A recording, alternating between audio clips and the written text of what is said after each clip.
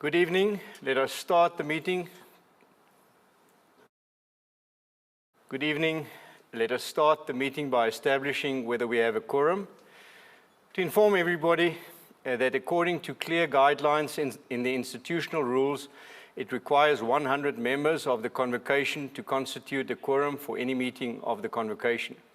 So either the President of the Convocation or the Vice-Chancellor and Principal or the duly appointed representatives and at least 99 other members of the Convocation must be present for quorum to be constituted.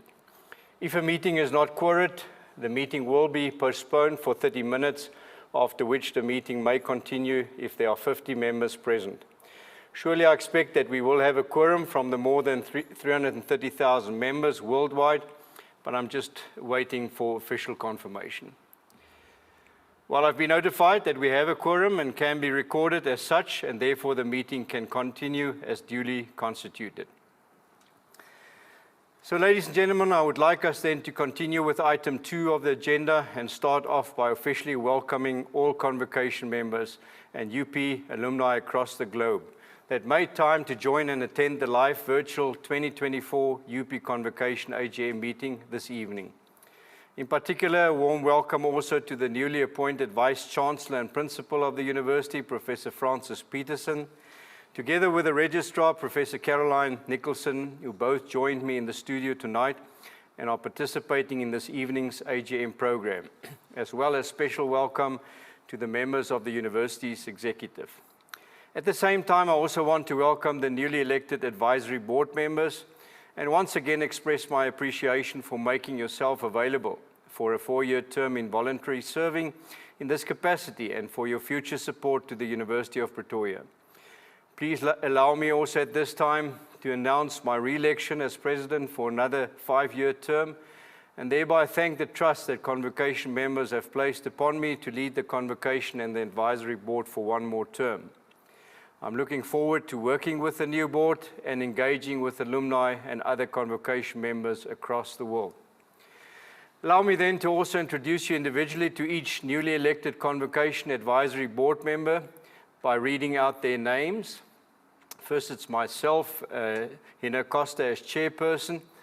Then we welcome Ms. Tsinzile Lutuli as new Deputy Chairperson, whom I'm looking forward to assist me in my duty as Chairperson. Then Mr. Wergeley Mackenzie, who's our Secretary. Then Ms. Rafense Marsha as our new Finance Officer. Then we have Professor Francis Peterson, our Vice-Chancellor, Professor Caroline Nicholson, the Registrar, Mr. Dawie de Villiers, Ms. Nomsa Maseko Shlongwane, Mr. Jan van Deventer, Mr. Molly Bocheng Maluleke, Mr. Michael Modena, Mr. Chimangatsu Raku, Mr. Michael Hubert, Mr. Wangam Basa, and Mr. Daniel Elof. Now, UP office bearers that also attend board meetings and that are actively involved in various capacities with Convocation matters and this AGM meeting are Mr. Rikus Delport, who is the Director of the Department of Institutional Advancement, then Ms. Deidre Adams, the new Deputy Director, Ms. Samantha Castle, the Senior Manager of Alumni Relations, then Ms. Henriette Manar, the Senior Administrative Officer of Alumni Relations, and then Ms. Linda Pelser. Before I continue to introduce the 2 other official participants of this evening's AGM program and shortly share with you their summarized biographies, may I also please encourage all Convocation members that have not sent questions earlier to post any questions you may have in the comment box. I apologize if we may not be able to address all the questions, but it gives us an idea that Convocation members want to know and concerns they may have. At this time, as Chairperson of this meeting, and before I give my President's address first, it gives me great pleasure to introduce the other 2 participants of this evening in order of their participation tonight on the program. First, we have Professor Francis Peterson, our Vice-Chancellor and Principal. Now, Professor Francis Peterson is the Vice-Chancellor and Principal of the University of Pretoria, effective from 1st of October 2024, and is responsible for the management and administration of the university. Professor Peterson has a distinguished record of academic leadership and a wealth of experience in higher education. with a diverse background in engineering, finance, and academic management. His educational journey is marked by notable achievements, including a Bachelor of Engineering, which is chemical engineering, which he specialized on, and a Master of Engineering in metallurgic engineering from the University of Stellenbosch, as well as a PhD in engineering. His academic prowess is further complemented by a short course in financial skills for executive management from IIR training. Throughout his career, Professor Peterson has held various academic positions at the University of Stellenbosch, Cape Peninsula, University of Technology, University of Cape Town, and the University of the Free State. His leadership roles have ranged from head of department to dean and deputy vice chancellor, showcasing his extensive experience in academic management at departmental, faculty, and institutional levels. In addition to his academic accomplishments, Professor Peterson has made significant contributions to the industry and science councils. His strategic leadership at Anglo American Platinum Limited, Mintec, and the Council for Industrial Research has shaped industry practices and promoted research and development in mining, minerals, and environmental engineering.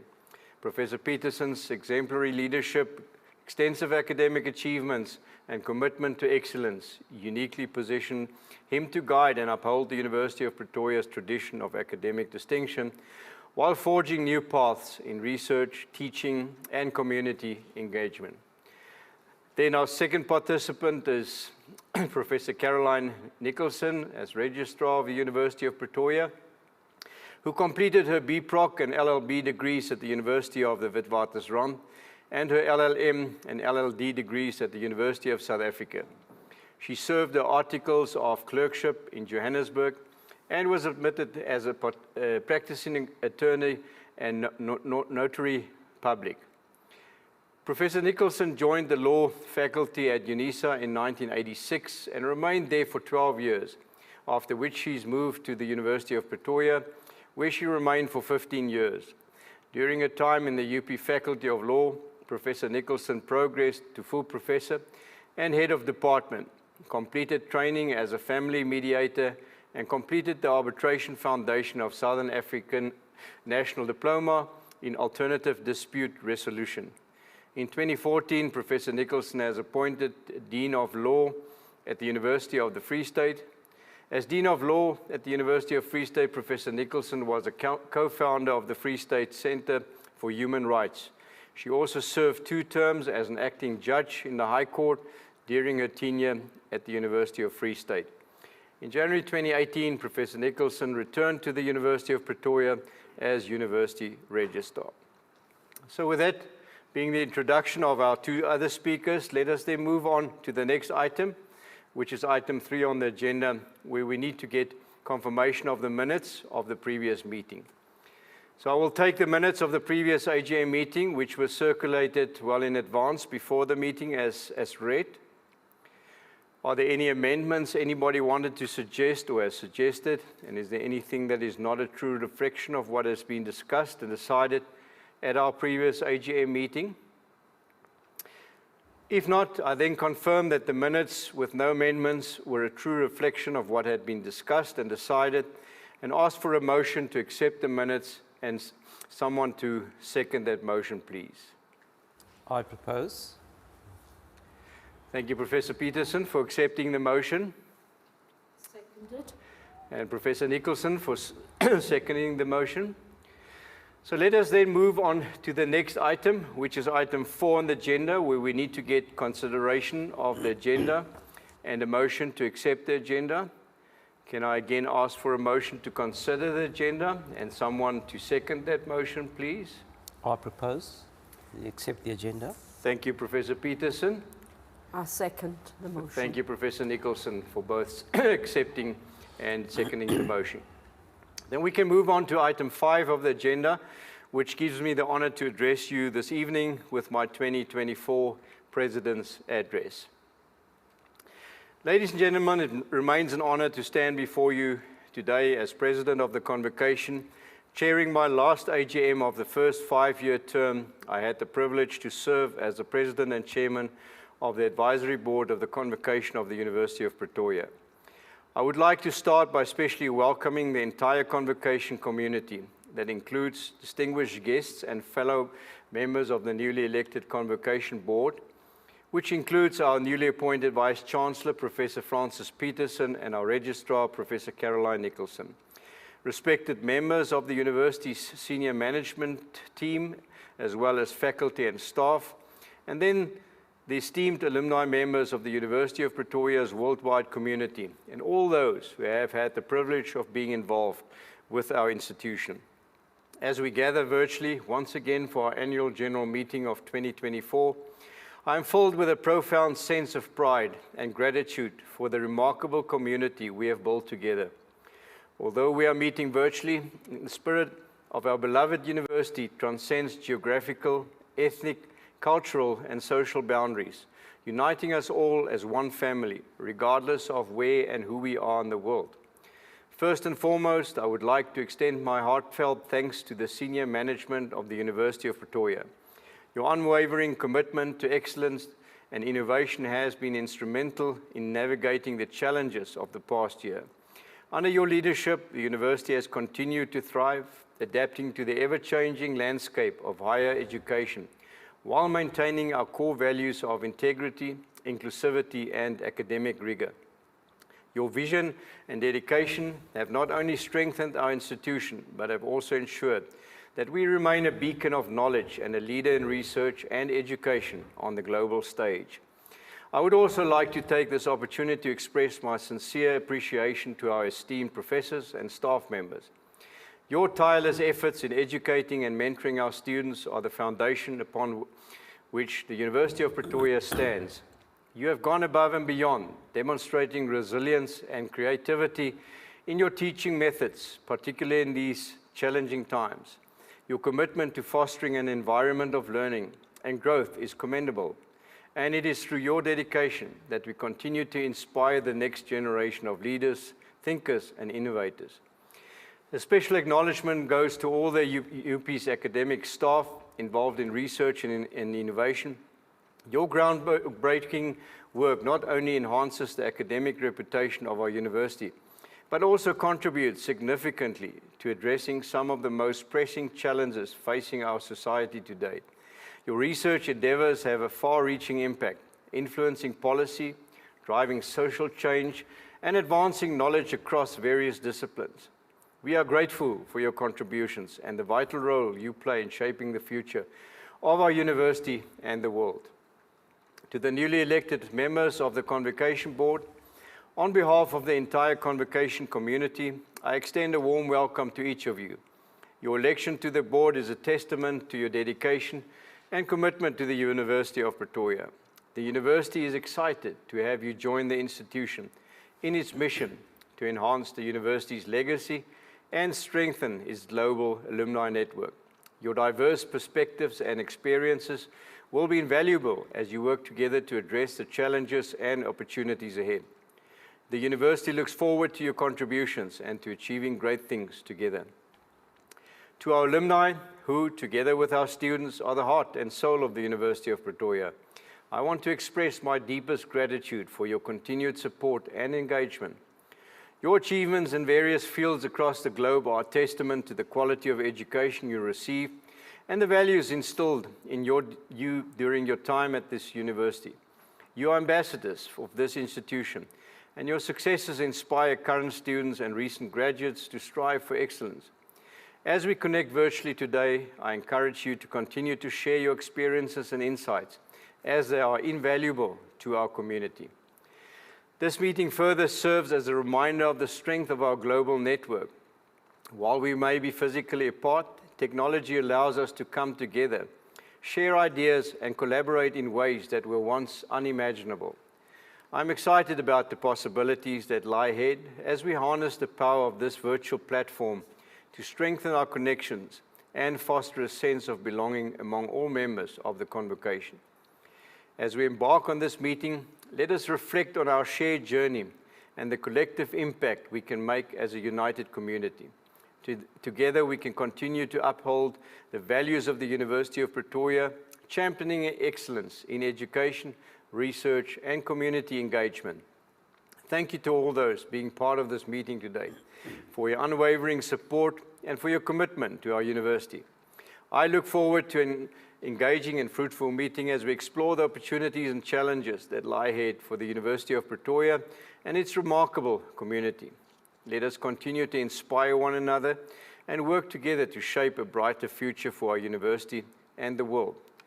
Once again, the primary focus of my address this year will be to elaborate on the role, initiatives, and activities of the Alumni Relations Office in facilitating relationships between UP graduates and their alma mater.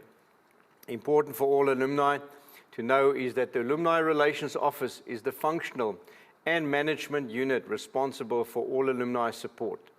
It is the go-to office for alumni as it is responsible for providing guidance regarding planning of activities and coordinating the annual plans of the convocation structures, as well as the annual budget allocation and financial reporting. In conjunction with the Convocation Advisory Board, it also oversees the activities of substructures and ensures regular reporting on activities. And finally, it is responsible to provide support regarding information carried on the central database located at the Alumni Relations Office. Consistent efforts are made by the Alumni Relations Office to ensure that alumni remain active in the affairs of the institution, and communication with the alumni is not and should not be one way. Many face-to-face events are arranged locally and abroad, and other means of communication are also used. The UP alumni work in every field imaginable, in every corner of the planet, quietly or very publicly, changing the world. One of the duties of the Alumni Relations Office is therefore to take advantage of the high profile and strong reputation enjoyed by the university to boost news of alumni achievements and also to create platforms upon which the office can help position UP alumni as thought and change leaders in local, African and global society. In so doing, they help the university towards at least two of its strategic goals, and that's to build UP's international profile and global engagement and highlight UP's social responsiveness and impact on society. All these initiatives, in some or other way, provide an opportunity for the University of Pretoria to showcase its outstanding academics and graduates in various industries. More detailed information on these initiatives and new platforms, some of which I will report on, as well as contact details, can be acquired in the latest report on the activities of the UP Alumni Relations Office in 2024. By fully integrating with all the social networks and cultivating a culture of helping and giving back, you will be amazed how vibrant your University of Pretoria community is. The Alumni Relations Office's strategic goals every year are in alignment with and support UP's strategic goals as set out in the university's institutional strategic plan. These goals include promoting institutional sustainability, boosting UP's international engagement, growing UP's research profile, and transforming the UP community, and promoting UP as a socially responsive institution that strives to and succeed in having an important impact on its society. This year saw the Alumni Relations team once again continue with the launching and growth of ambitious projects that not only serve to boost relations with our alumni, but also lead to greater alumni giving, the expanding of UP's alumni donor database, and ultimately to more funding following UP students facing financial need. Then I would also like to elaborate on the role of the alumni community, specific, by far our largest constituency within the convocation and alumni structures, and the important contributions they make through various official channels towards the entire university community, thereby promoting the interests of the institution through formal and structured support and input. Alumni are simultaneously internal and external stakeholders of the university, and therefore their involvement is imperative to give back to the university, which again requires a credible alumni structure and easy access to information and participation. I once again encourage all alumni to invest your knowledge and experience in your alma mater, to cultivate and nurture a sense of cohesion, belonging and loyalty, not only amongst yourselves as alumni, but also towards the university. The university needs to continuously draw on your matured networks and expertise to the benefit of the institution and current cohort of students. I would also like to address a few key strategic goals and new initiatives aimed at further boosting relations and engaging our alumni, and touch on new focus areas on the radar of the Alumni Relations Office for 2025. Then I will conclude with some brief feedback from the latest Convocation Advisory Board meetings held since our last AGM on key areas that have been and still are addressed. I will leave most of the bragging rights of the many achievements of the University of Pretoria students and graduates and key projects for the new Vice-Chancellor to report back on in his address after mine. I'm sure he will elaborate on some strategic goals and activities he has in mind for the university, as well as the continuing good news in relation to UP's research and rankings, and how UP also excelled in the field of sports this year by winning various sporting competitions, as well as other notable achievements, both in South Africa and internationally. Now, as an introduction, it is once again worthy to note that the University of Pretoria Alumni Relations Office works consistently to maintain and strengthen relationships between university graduates and their alma mater. To facilitate this, by August 2024, we had details of just over 334,000 alumni, more than 10,000 more than reported last year, of whom we have permission to contact close to 160,000 via email. Outside South Africa, our biggest international alumni presence is in the UK, Australia, the United States, and Namibia. In a year that included the selection of a new Vice-Chancellor and Principal, Professor Peterson, who took over as Vice-Chancellor from the 1st of October 2024, the Alumni Relations Office focused on its core goal of boosting alumni engagement with the University of Pretoria through efforts including our regular social media campaigns, sports match ticket giveaways, our Lead UP podcast, and Lead UP Conversations, which profile our alumni as thought leaders, and regular and ongoing engagement with all 9 UP faculties and the Gordon Institute of Business Science to harness alumni goodwill across the institution. In the Alumni Relations Office's strategic plan for 2024, 4 major goals were set on which I would like to briefly elaborate and give some feedback regarding progress made from September 2023 to August 2024 in achieving the desired outcome and progress planned for these goals. Our first goal of the 4 major goals was to continue to increase alumni participation and engagement. One of the core duties at the Alumni Relations Office is to increase alumni participation in university events and encourage engagements with the university at multiple levels. Numerous platforms are used to help the office achieve this goal, including the email addresses they hold for graduates, social media communications, exclusive invitations to UP and TUC sport events, a podcast that touts UP alumni success stories, various alumni chapters targeting specific groups, and a new campaign for UP undergraduate students aimed at growing the excitement and status associated with ultimately becoming a UP graduate. The Alumni Relations Office's first communication channel and most direct route for engaging with UP's alumni is via the mailing list of the 160,000 contactable email addresses it holds for those graduates who have given them permission to email them. The alumni contact details on the alumni database is maintained and updated by the Relations Office throughout the year, and improving the quality of its databases is an ongoing priority. The office is also able to communicate with alumni and the public via other channels and core outreach activities. The first communication channels is the social media, where the University of Pretoria TUC's alumni Facebook page has more than 20,000 followers, and the Alumni Relations Office has access to the combined 1.1 million followers across UP's 6 main social media platforms that are Facebook, Twitter, LinkedIn, Instagram, YouTube, and TikTok. Sport is a major communication channel where TUC sport events are used as a national unifier in providing opportunity to renew bonds between the university and its graduates. Alma Matters, which is the quarterly newsletter, is another major communication channel sent to all alumni in the alumni database, with updates on alumni news, events, and the biggest research and other campus activity news.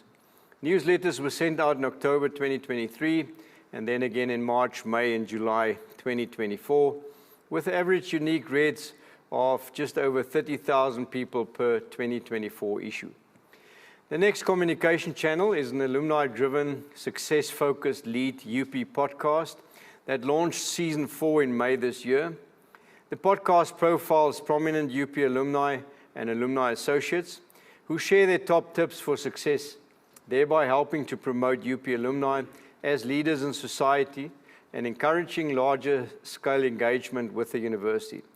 The season's 4 episodes released from May to November included talks so far with Olympic champion Tatania Smith, global strategist Abdullah Virachia, and well-known broadcaster Clement Magnatella.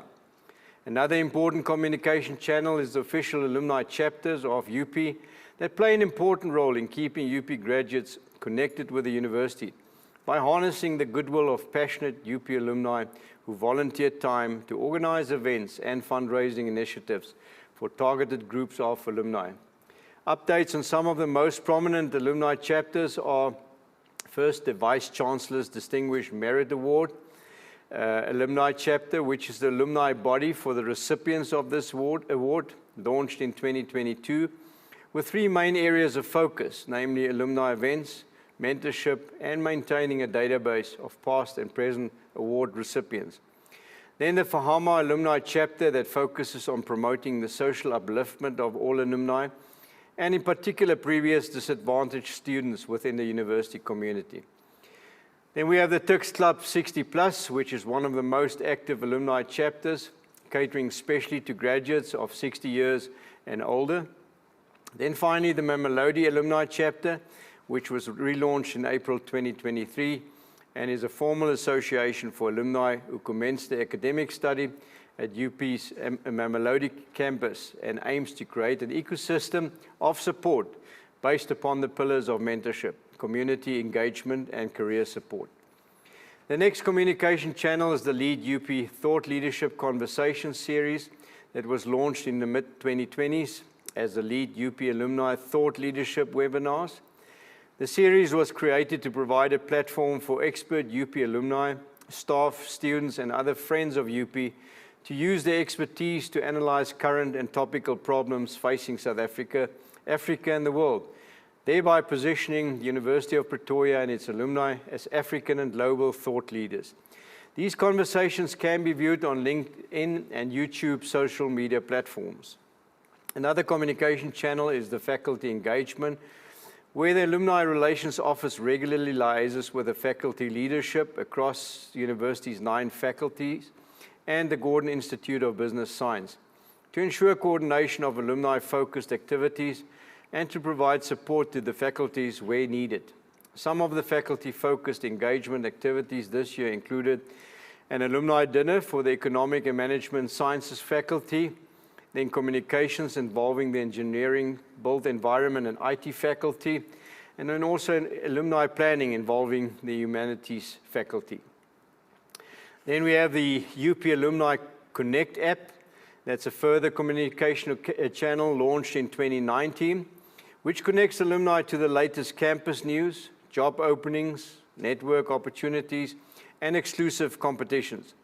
It has already signed up more than 24,000 users. And during 2024, the university also overhauled its institutional mobile app, Alumni Persona, to improve the user journey, which UP's alumni can use to easily navigate and browse UP's various alumni initiatives. The Alumni Relations Offices has further partnered with UP Career Services to execute an alumni mentorship program in 2025. By 31st of August 2024, expressions of interest in the mentorship program had already been received from more than 14,000 alumni. The Alumni Relations Office also provides ongoing support to the Convocation Advisory Board with convocation elections and meetings, which helps facilitate strong and supportive relationships between the university and its alumni body. Finally, during graduation, the Alumni Research Office is involved in distributing pins to graduates as an alumni gift and to welcome new graduates to the alumni community.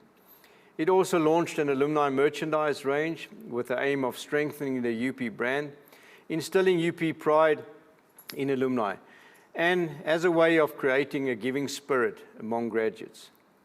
The second goal in 2024 set by the Alumni Relations Office was to increase alumni individual giving, where the Alumni Relations Office plays an important role in creating and supporting stronger relationships between the university and its alumni.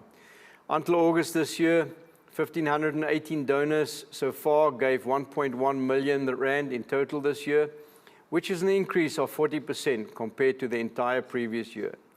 Work is also underway to consolidate all alumni funds into a central TICS General Bursary Fund. The values and criteria applicable for current funds will remain unchanged, whilst being administered from a single fund, the TICS General Bursary Fund. Current funds include the TICS Alumni Alma Mater Fund, which is a general bursary fund, TICS Alumni Alma Mater Fund aimed at special projects, then the TICS Alumni APSA Fund, and then the TICS Alumni General Bursary Fund.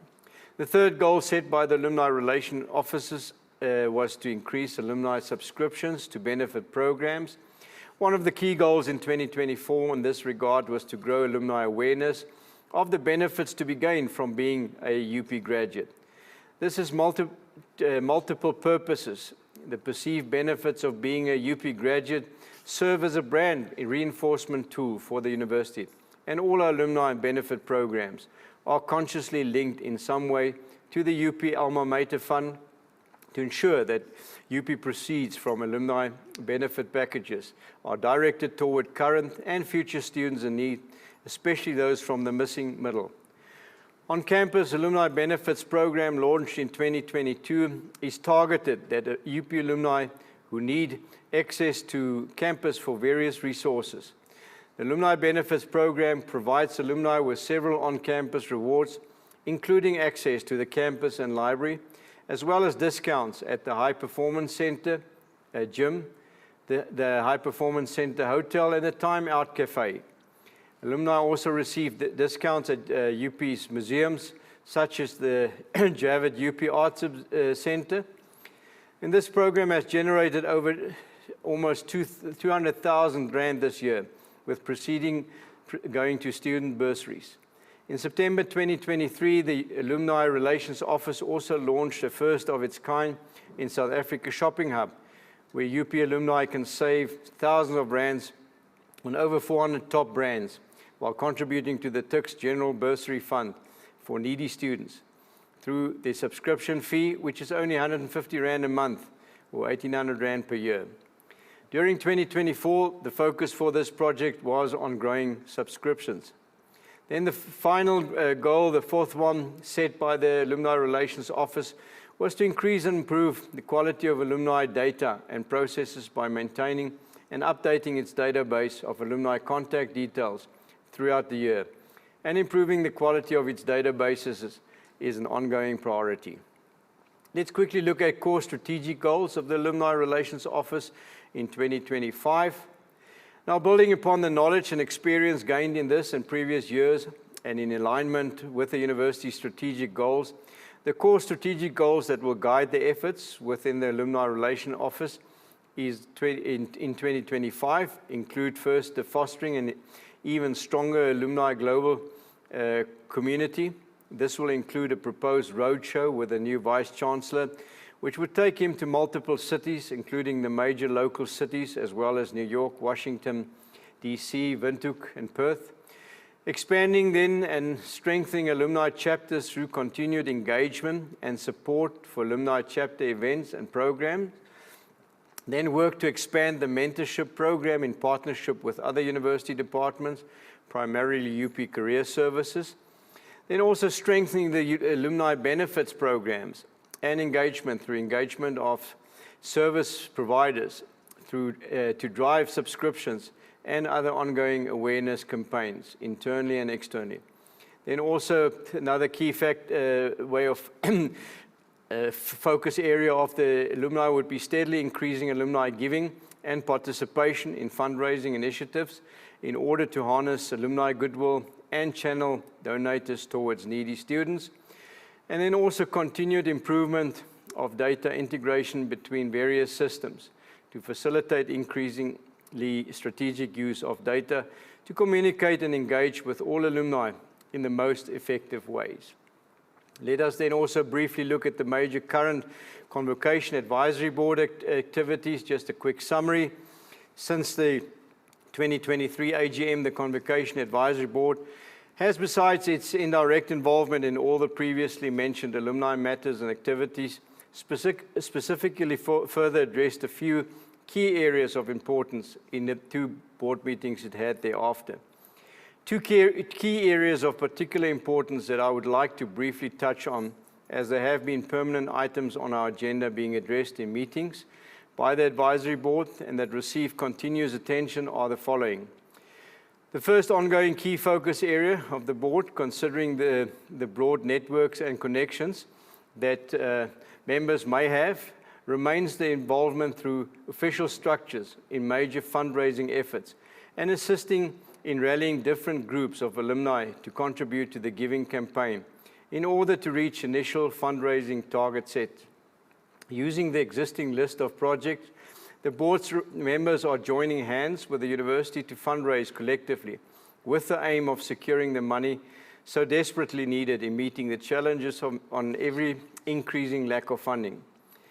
The involvement of board members with large UP projects requiring significant external funds and resources to execute successfully also remains a task that board members, together with the global alumni community, need and are trying to fulfill. Continuous discussions on fundraising efforts and special projects therefore remain an important item on the Advisory Board's activity and discussion list. Besides official finance and fundraising efforts, it was also suggested to create professional or constituency-based alumni chapters, as the university needs capacities, especially paid for or volunteer capacities, and that the Convocation Advisory Board will be instrumental in creating and supporting such alumni chapters.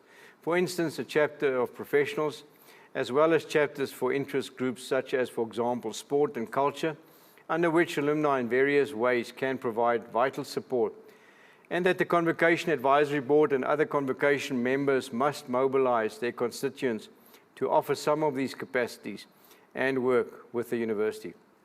The second very important matter addressed as a permanent item on the agenda remains the activities of a Student Safety and Security Subcommittee that has been formed under the professional guidance and chairmanship of one of our board members, Mr. Dawie de Villiers, together with the late Mr. Louis Kloete and Mr. Sandile Mtiani, UP's Chief Operating Officer, to address the ever-increasing concern of student safety and security, both on and off campus. A Safety and Security Forum was established a while ago with the purpose to coordinate all role players regarding safety for UP students. The role players are the UP Security Services, the Hatfield City Improvement District, the Brooklyn South African Police Services, and Tshwane Metro Police Department, as well as a subcommittee of 3 convocation members chaired by Mr. Dawie de Villiers. Notable improvements have been observed since the establishment of this forum, including a significant decrease in crime rates compared to the previous year. This positive shift is attributed to several key factors, which include the implementation and application of the panic button system by approximately 7,000 university students, and under the management of the Hatfield CID. The Panic app activators at the Prince of campus have also been a big success, with the majority of students successfully onboarded. The implementation then also of a world-class CCTV cameras in Hatfield with improved monitoring systems such as license number plate recognition, first-time verification, and access to hundreds of other cameras in Gauteng. Then the third one there is the implementation of better law enforcement and coordination between this police continues to play a pivotal role in its function as an official advisory body to the Vice-Chancellor, the senior management, and the University Council in promoting the interests of the institution through formal and structured support and input. This way, the board, within its mandate, always tries to apply all possible means to most progressive in its support and contribution towards the university's vision, mission, and goals. Notable items mentioning where the board received feedback from the University of Pretoria's executive management at its last meeting and gets involved in advisory capacity were first a review of the university's current language policy, where the process for the review of the current university language policy was ongoing. The process includes a broad consultation process that would be followed in the review of the language policy, including consultation with the Convocation Advisory Board, bearing in mind that the purpose of the language policy was to establish the principles, and that those principles would, to some degree, be dedicated by the approved language development plan that has already been developed by a task team and approved by the DHET, and the implementation thereof, which is being monitored by an established steering committee. It was envisaged that the revised language policy would be tabled at Council in March 2025 for approval. Other short notable items where feedback was given were a study undertaken by the Center for the Future of Work Student Preparedness for the World of Work, then also map highlighting geographical representation of schools by the Department of Institutional Planning, and then also establishment of a postgraduate facility for the Department of Construction Economics. To conclude my address, I would like to start off again to congratulate Professor Peterson with your appointment as Vice-Chancellor of the University of Pretoria. At the same time, I want to thank Professor Musia, who stood in as Interim Vice-Chancellor, for your professional leadership, and UP's executive management and the entire UP staff component for all the work you have been doing the past year, and express my appreciation on behalf of the entire Convocation community for the way in which you have adjusted to the new challenges. Professor Peterson, the Convocation wants to wish you well with the endeavors and challenges your new capacity as Vice-Chancellor, and hopefully the Advisory Board and University Convocation members worldwide can assist you and your team in achieving your objectives, and that the common goal would be to see the university, at the very least, become the leading university in South Africa and Africa, and UP alumni thrive on the global stage, and in all sectors remain the employer's choice. In advance, I also want to once again specially thank the newly elected Advisory Board members with your future involvement in key UP-related activities. I think it's with gratitude to see that people in busy professions still find a way to devote time to voluntarily contribute to the well-being and prosperity of an entity, in this case the University of Pretoria, that they feel passionate about without benefiting financially or receiving formal recognition. Please know it is not taken for granted that your voluntary commitment to serving the University of Pretoria is commendable, and I'm excited to see the fresh perspectives and energy you will bring to the board discussions.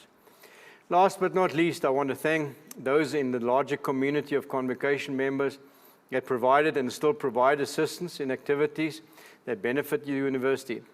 My hope remains that more small advisory subcommittees or alumni chapters within specific interest groups that will focus on important UP-related areas and coordinated fundraising could be established. It remains important that UP alumni contribute to the well-being and prosperity of the university under properly aligned and governed structures. I want to encourage all alumni members to be proactive and not wait for the advisory board to initiate initiatives. Therefore, please get involved and reach out to the new president via the Alumni Relations Office and the website should you have any suggestions or concerns that you would like to table at the Convocation meetings, or contact the Alumni Office directly if you want to make yourselves available where you think you can positively contribute towards activities that will allow the university to maintain and even further improve on its highly rated status in the global educational environment. As it is my final board meeting as President of the Convocation and Chairman of the Advisory Board for the first 5-year term I have served until now, I would like to express my gratitude for the honor and privilege it has been to have chaired this meeting and also serve on UP's council for the last 4 years. At the same time, I want to emphasize that my personal dedication to this institution remains unwavering, and therefore I've made myself available for re-election for one more term. I'm honored to have been trusted with the position to serve the Convocation for another 5-year term, always prioritizing the best interest of the university and its entire community. From experience, I know that together we can continue to uphold the values and vision that define the University of Pretoria. Finally, I would like to re-emphasize that as Convocation members, it is crucial that we keep aligning our efforts with the mission of the university, setting aside our personal agendas in favor of focusing on collective goals. Your role is to support the institution, fostering an environment where all voices are heard and valued. Therefore, let us work collaboratively to ensure that the university thrives, serving not only our current students, but also future generations. Once again, thank you for your commitment, and I look forward to the journey ahead with all of you. I would like to end by thanking each of you for being a part of this extraordinary virtual gathering, and thank you for your unwavering support of the University of Pretoria. Together, let us continue to make a lasting difference in the world. I thank you. Then we can move on to the next item on the agenda, which is item 6, where we look forward to the address by the new Vice-Chancellor and Principal, Professor Francis Peterson.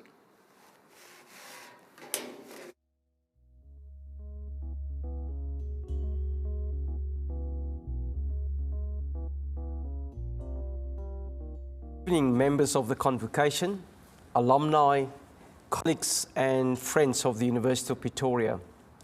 It is indeed a great honor to address you today as the newly appointed Vice-Chancellor and Principal of this esteemed institution, the University of Pretoria.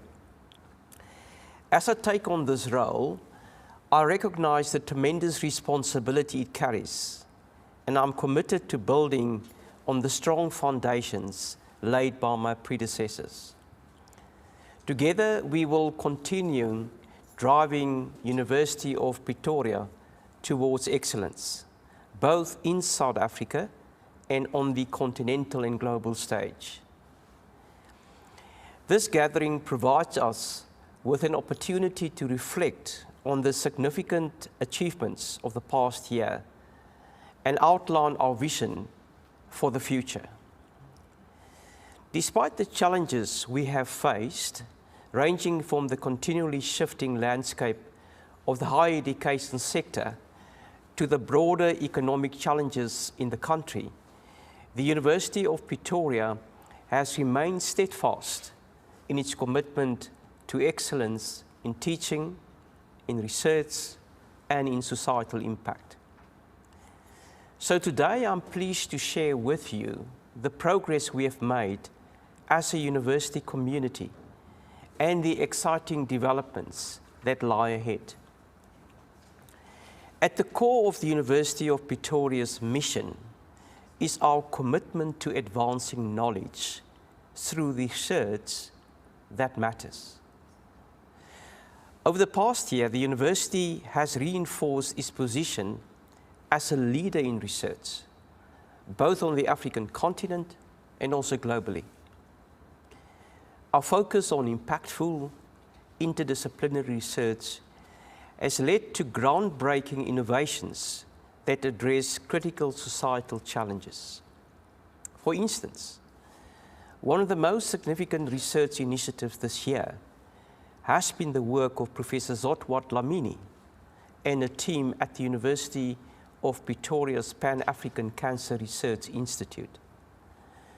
Professor Dlamini has been awarded $25 million as part of the Global Cancer Grand Challenges Initiative, who seeks to tackle cancer inequities in underserved populations.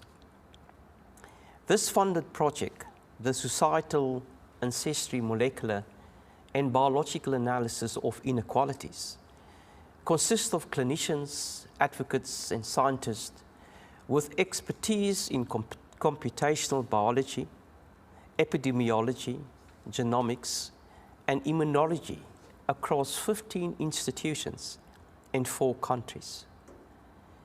They are investigating the molecular, biological, and societal factors contributing to disparities in cancer outcomes.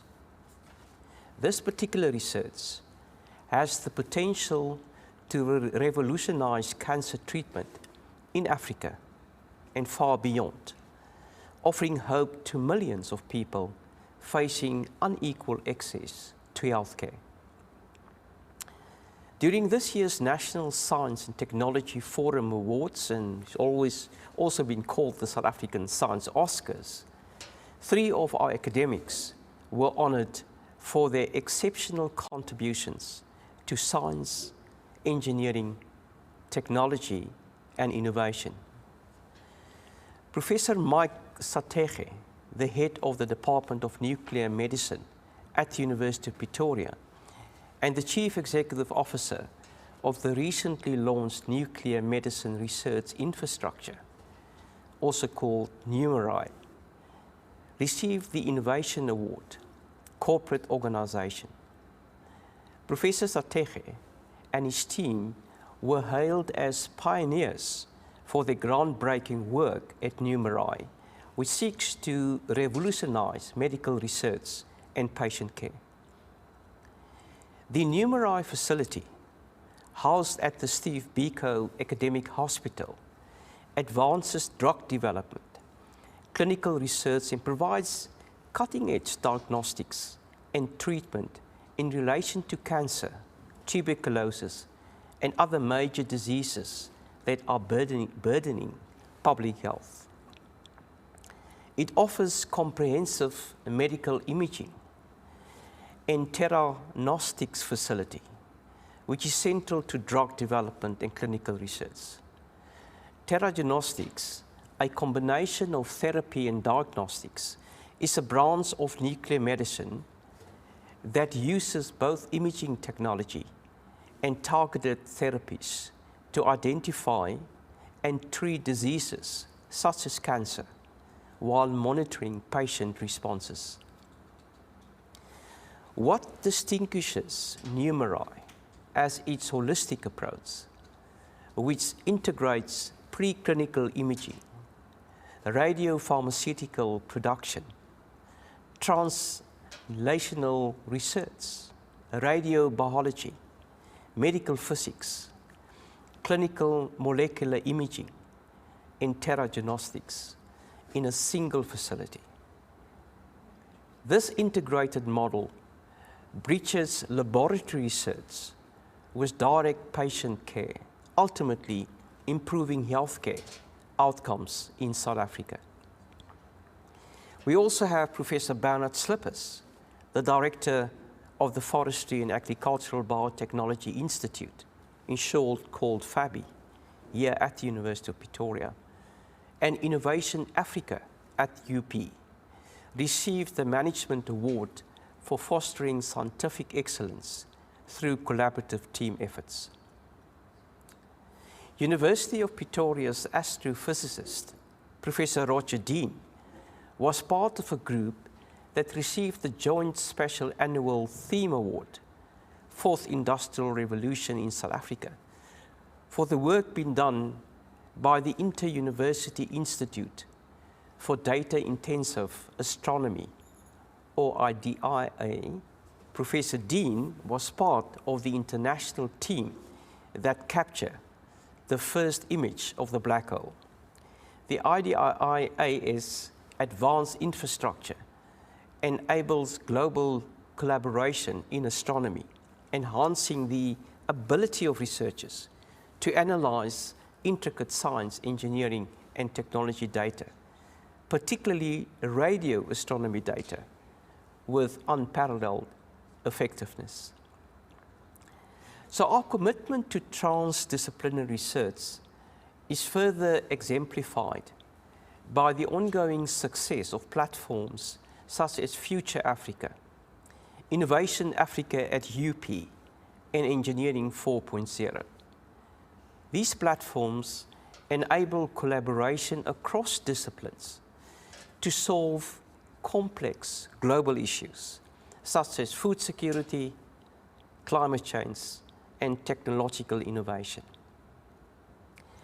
The University of Pretoria remains at the forefront of fostering innovation through research, ensuring that our discoveries translate into real-world applications that can benefit society. Our ranking in global rankings attests to this. We are ranked in the top 1% of universities worldwide in 13 fields of study. This year, for the first time, the University of Pretoria entered the top 50 in the global 2024 Times Higher Education Impact Rankings. This is a jump from the 69th position in 2023 to number 42 out of over 2,100 universities, representing 125 countries ranked in 2024. The Times Higher Education Impact Rankings measure the efforts of higher education institutions around the world towards achieving the United Nations 17 Sustainable Development Goals. Our significant improvement in these rankings signifies our commitment to making a meaningful impact in society, not only locally and nationally, but also on a continental and global stage. Webometrics also recently published its mid-year update for the 2024 Global University Rankings, and the University of Pretoria has climbed to the 3rd place in both Africa and South Africa, jointly with our sister institution, the University of Stellenbosch, and improved its global positioning from 447th in February 2024 to 431 out of more than 12,000 ranked universities. Despite tying the 3rd place, the University of Pretoria's improvement was more significant than that of Stellenbosch University, and this achievement highlights the University of Pretoria's continued commitment to excellence and its growing impact on the global academic stage. Ranking Web, or Webometrics, was established in 2004 and is recognized as the largest academic ranking of higher education institutions. It conducts an independent, objective, and open scientific assessment every 6 months, offering free access to reliable, multidimensional, and up-to-date information on universities' performance globally. During the QS Edu Data Summit in 2024, which was held in June in Washington, the University of Pretoria was awarded the Most Improved Sub-Saharan Africa Award for its remarkable achievements in the QS World University Rankings. The Most Improved Award is conferred to institutions that have demonstrated the most significant improvement in their ranking over the past 5-year period. According to the QS rankings, the University of Pretoria ranks globally at position 353 out of 1,500 universities that qualified for this ranking. Since 2013, University of Pretoria has consistently been ranked within the 501-650 range in the QS World University Rankings. However, in the last 2 editions of these rankings, we have made significant progress, achieving the 353 position worldwide in the latest edition. These accomplishments highlight the quality and dedication of our academic staff, our professional staff, postdoctoral fellows, our students, and our research associates. We are focused and international about our generating knowledge that is relevant and offers solutions to real-world challenges, and our efforts are bearing impactful but also tangible results. In addition to our research achievements, University of Pretoria has continued to strengthen its global partnerships, expanding our international reach and impact. Over the past year, we have deepened collaborations with leading institutions worldwide, including universities in Europe, the United States, and across the African continent. Our global collaboration footprint is growing, with 200 active international partners currently. In addition to collaborating with individual universities, the University of Pretoria continues to participate in a wide range of regional and international networks.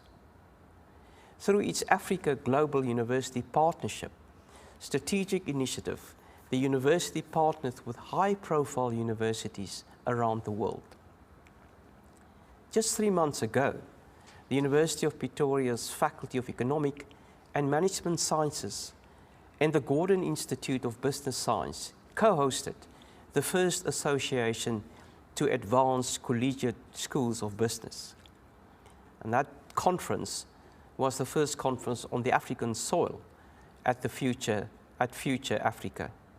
This allows this particular grouping of business schools awarding its prestigious accreditation to the EMS, the Economic Management and Sciences faculty, in addition to GIBS, for their quality commerce education, which meets global standards. This accreditation by the leading and oldest international accreditation body for business education makes the Economic and Management Sciences faculty the only faculty of its kind in South Africa and Africa for an AACSB accreditation. So these collaborations and accreditations are important because they allow us to leverage global expertise, enhance student and staff exchange programs, and secure international funding to support our strategic goals. University of Pretoria is firmly committed to embracing digital transformation as a key driver of innovation in the higher education landscape. Embracing digital transformation falls within the University of Pretoria's strategic plan for the 2022 to the 2025 period, which highlights the need to adapt to uncertainty, turn threats into opportunities, and introduce innovative technologies. Our digital transformation strategy is designed to revolutionize how we deliver education, how we conduct research, and engage with our students and also our stakeholders.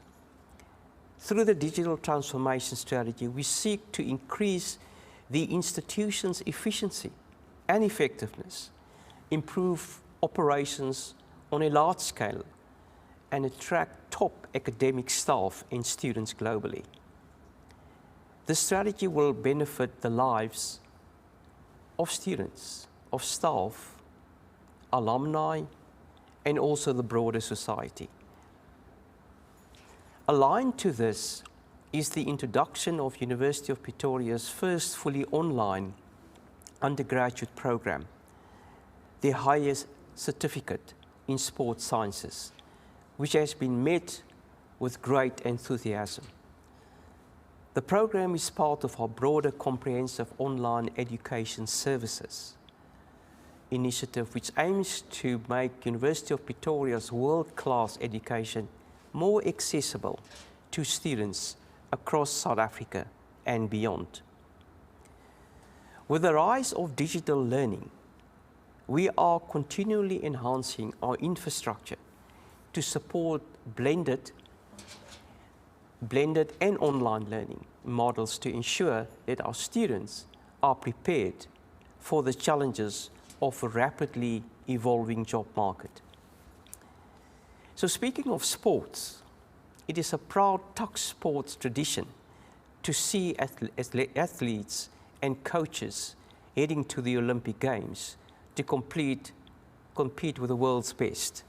So since the 2012 Olympic Games in London, the University of Pretoria's athletes have competed on the ultimate global sports stage, and they made a significant contribution to the South Africans' Olympic medals account.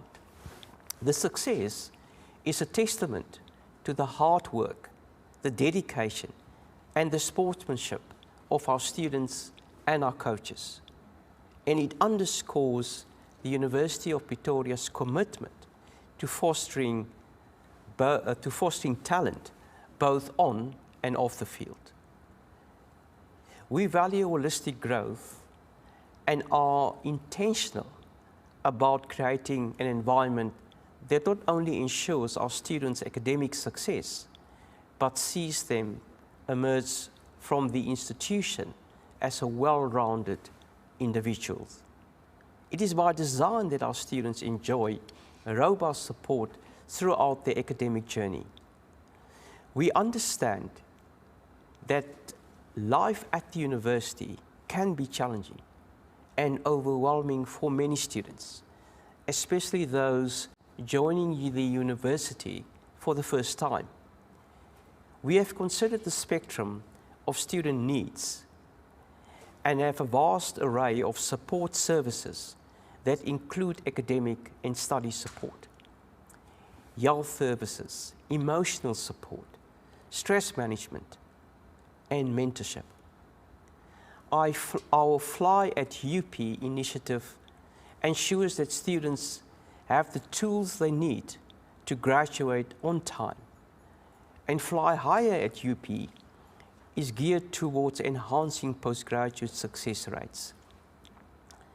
The University of Pretoria Ready for Work program is tailor-made for young adults, students and recent graduates entering the professional realm. It's a comprehensive program that facilitates the transition from education to work and will equip you with essential workplace and soft skills that will not only enhance your career prospects, but also open doors to promising employment opportunities. These are all to ensure that our students graduate efficiently and are ready for the world beyond the university. As a university, we are keenly cognizant of the fact that there are students whose academic performance qualifies them for studying, but their socio-economic conditions make this vital endeavor very difficult. Philanthropy plays a crucial part in ensuring that the University of Pretoria remains financially sustainable while continuing to expand access to education. This year we celebrated the final installment of our 3-year Giving Matters campaign, which was launched in July 2022. The campaign was designed to raise funds for undergraduate and postgraduate students in the missing middle category. These are students who do not qualify from the National Student Financial Aid Scheme or NSFAS funding, yet cannot afford university fees. This initiative aligns with the University of Pretoria's mission to cultivate a culture which individuals are inspired by our motto, "Make today matter," and strive to make a meaningful difference in the lives of others every day. This year's giving campaign was extra special thanks to a one-of-a-kind classic, the 1967 Beetle, with its own University of Pretoria's inspired history. As you're all aware, for as little as 67 Rand, a raffle ticket, members of the public could support Giving Matters campaign and stand a chance to win the iconic beetle. We recently concluded the raffle, which saw Mrs. June Peterson, and I just wanted to say it's not related to me, walk away with the coveted prize. And as I emphasize, we're not related, but we are both passionate about the work we do here at the University of Pretoria. The raffle was indeed, has truly been a highlight, symbolizing the University of Pretoria's rich history and its commitment to uplifting the community. Once owned by former Vice-Chancellor and Principal, Professor Rautenbach, the beetle carries significant sentimental value, making a fitting prize for such a meaningful initiative. Financial resources are the lifeline of our pursuit of excellence and innovation. Financial sustainability is an ongoing concern for universities across South Africa. Private funding contributes significantly to University of Pretoria's growth and its sustainability, and makes education more accessible to a wider range of students, especially those from disadvantaged backgrounds. As we reflect on our successes, it is important to acknowledge our ongoing commitment to transformation and inclusion. University of Pretoria remains dedicated to creating an environment that is inclusive, an environment that is equitable and representative of the South African rich diversity. Our efforts to enhance higher education access and our commitment to academic excellence was demonstrated during the graduation ceremonies this year. During the April-May and the September graduation ceremonies and seasons where we conferred degrees, the University of Pretoria conferred close to 15,000 qualifications across undergraduate and postgraduate level. It is worth noting that 55% of the graduates receive financial assistance from the University of Pretoria, highlighting our dedication to expanding access to higher education. In addition to celebrating its graduates, the University of Pretoria awarded several honorary doctorates to individuals who have made exceptional contributions to society. Amongst this year's recipients was Dr. Mbeki, the World Health Organization's Regional Director for Africa, who was recognized for her transformative work in healthcare across our continent. Other notable recipients include Professor Stewart Pim and Professor Toyon Falola, leaders in conservation biology and African studies, respectively. So looking to the future, the UP and University of Pretoria strategic plan for the period 2022 to 2025, Destination 2026 and beyond, sets out a bold vision for growth. This 5-year strategic plan sets out a clear roadmap for strengthening University of Pretoria's position as a leading research-intensive university in Africa. Our goals are ambitious. That is to enhance student success, to expand our research impact, and to deepening our engagement with local and global communities. We are also prioritizing sustainability with initiatives aimed at reducing our carbon footprint and providing energy efficiency across our campuses. Through these efforts, we are building a university prepared to navigate today's challenges and those of tomorrow.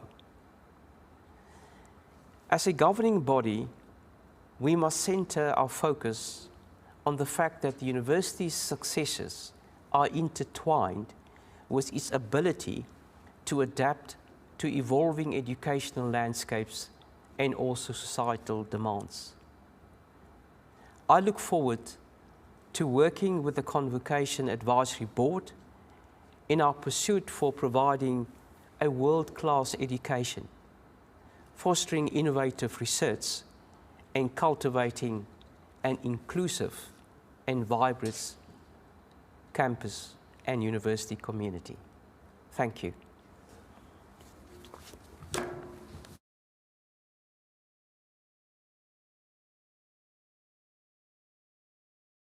Professor Peterson, thank you for informing our members on important university achievements, projects, and other activities and matters of note.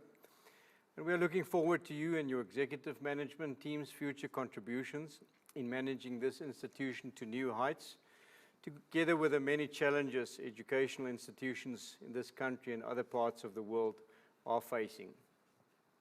Now, before we close the meeting with final remarks, we will now, under item 7 of the agenda, have a question and answer session, which will be facilitated by the Registrar, Professor Nicholson.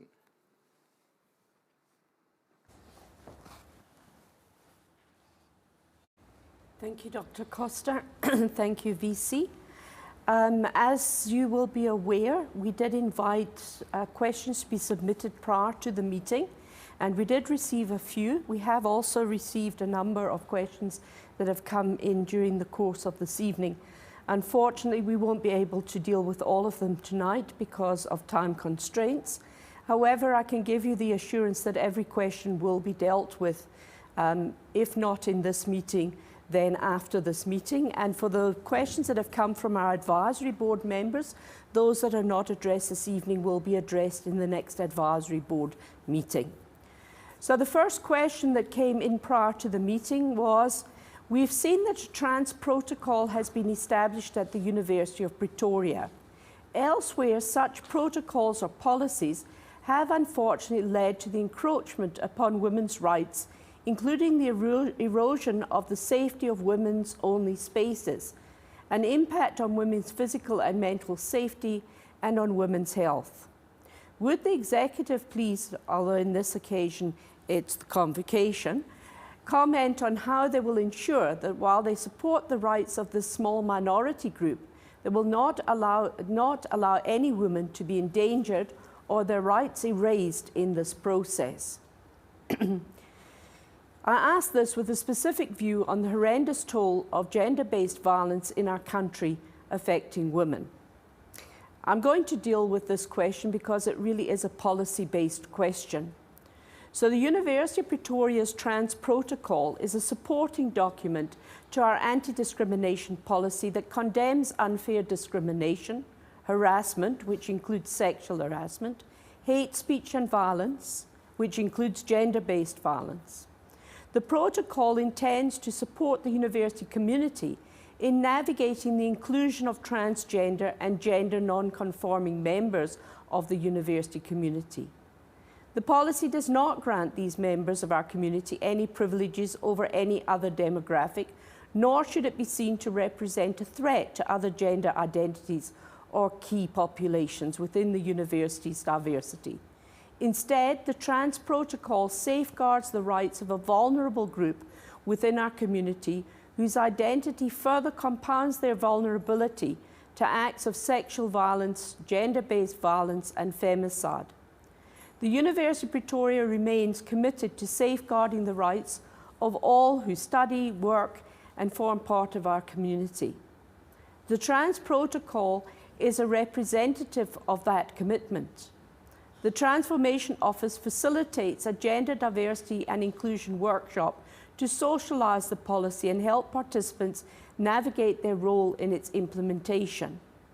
The Gender Diversity and Inclusion Workshop is available for all, and it can be arranged to be presented to you by contacting the Transformation Office. I trust that this addresses your question. I'm now going to move on to question 2, which has come from 2 of our new advisory board members, and I'm going to request the VC to respond to this question. It relates to sustainable financial strategies for the university's long-term success. The university has made commendable progress in its 2025 strategic plan, particularly in research, infrastructure, and transformation. However, given the significant reduction in government funding and the challenges posed by student debt, how does the university plan to sustain its financial health over the next few years without over-relying on reserves or short-term fundraising? Are there specific strategies in place for growing third stream income in a way that aligns with long-term financial sustainability? Prof. Peterson. Thank you, Registrar.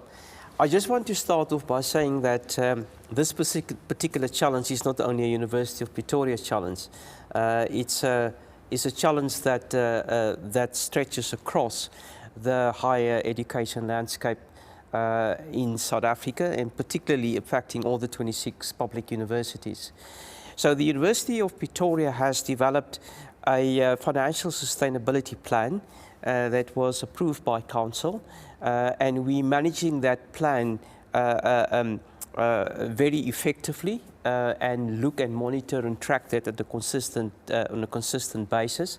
The plan focuses primarily on how can we focus on increasing additional income streams, and that is to engage with funders, engage with foundation, engage with private sector, industry and commerce, that not only support our teaching and learning agendas, but also our research.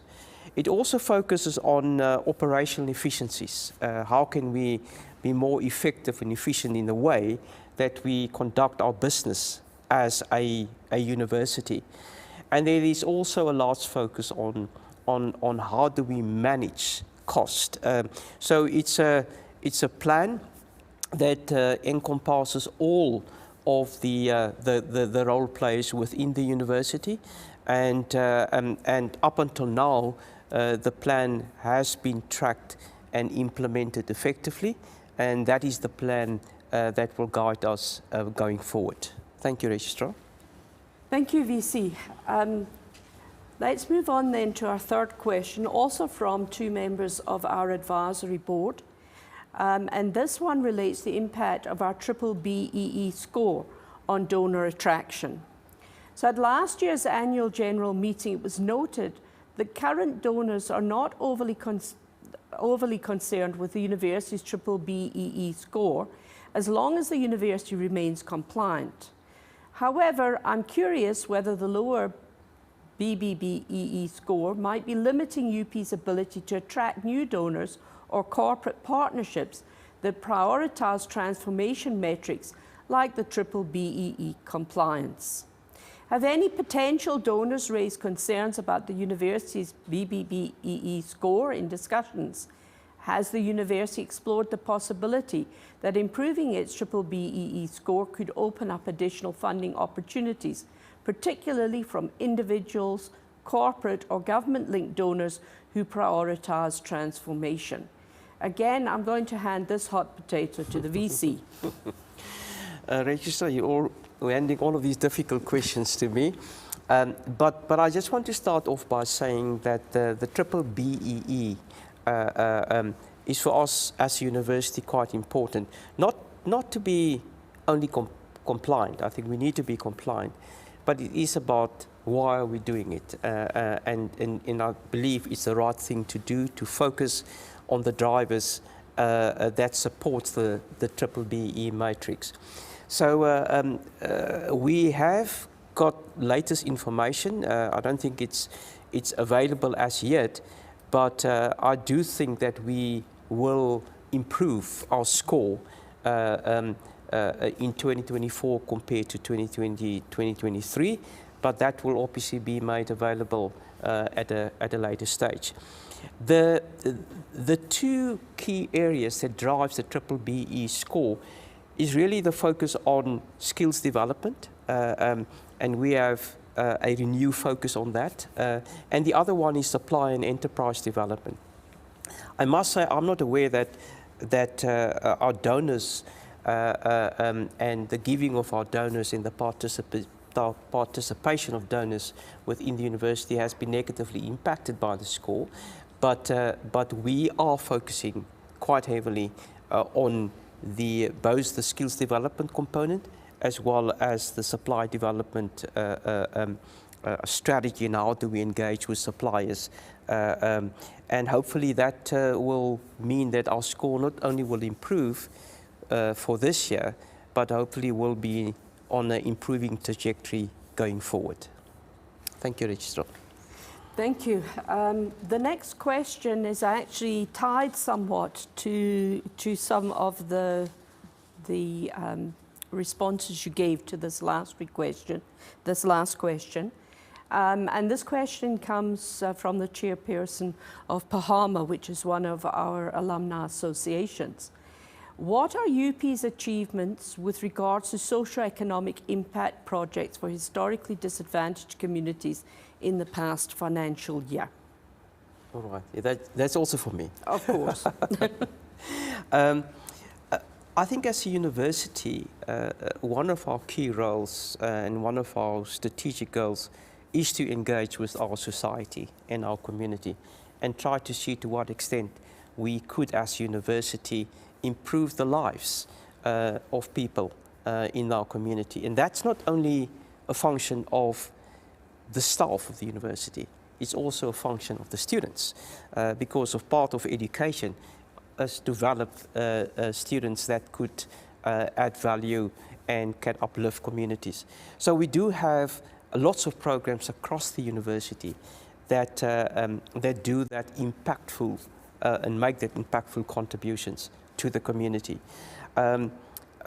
Before I just highlight maybe one or two of those, I can just indicate that there is a module, it's actually a compulsory module, that work on curricular community engagement, where there was over 25,000 students across 230 modules that were participating across 230 modules that engage with the community through their actual work. And then we have got examples like the law clinic that reaches out to communities and provide legal services, legal advice to those that can't afford it or don't have access to that. We've also got the veterinary science that have got different programs and interventions in the Malodi community to help them with advice and support. And then there are also various programs that we're focusing on specifically now in the era of digital technologies, robotics, coding, where we partner with specific partners. We've got a project with the Tux Robot School that interfaces in the area of robotics and computer programming. And then we also have a very strong collaboration between the University Pre-University Academy and the Hong Kong Polytechnic University that focuses primarily on computer literacy, coding, and so on. But there is so many that we could list here this evening, but I think it's important to say that besides the work that our staff are doing in their research, their community engagement work, there's also a lot of work that is being done by the students that's spread across curricular type of work, but also interventions that is part of community development. Thanks, Registrar. Thank you, Prof. Unfortunately, we've run out of time for questions and answers. I'm getting the indication that I should end things here. So I want to thank you all for the questions that you've submitted to us. And I want to assure you that you will receive the answers. I hope that some of your questions have already been answered in the presentations that have been made. But be assured that we will be in contact with you to make sure that all of your questions are fully dealt with going forward. So thank you. Back to our chairperson.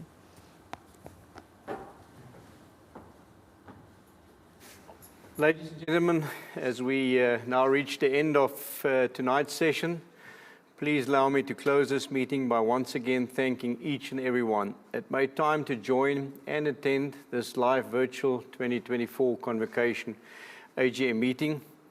Without your interest, support and participation, this convocation cannot function in the way we want it to function.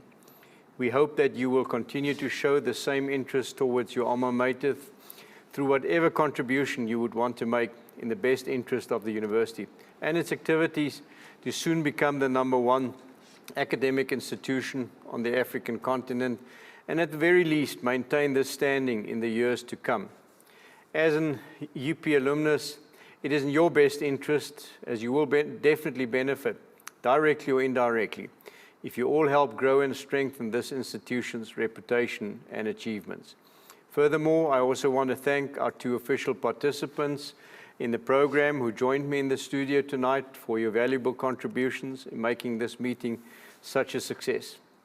Firstly, Professor Peterson, as the Vice-Chancellor and Principal of the University, I thank you, your executive management and your entire staff component earlier in my address for all the work that you're doing.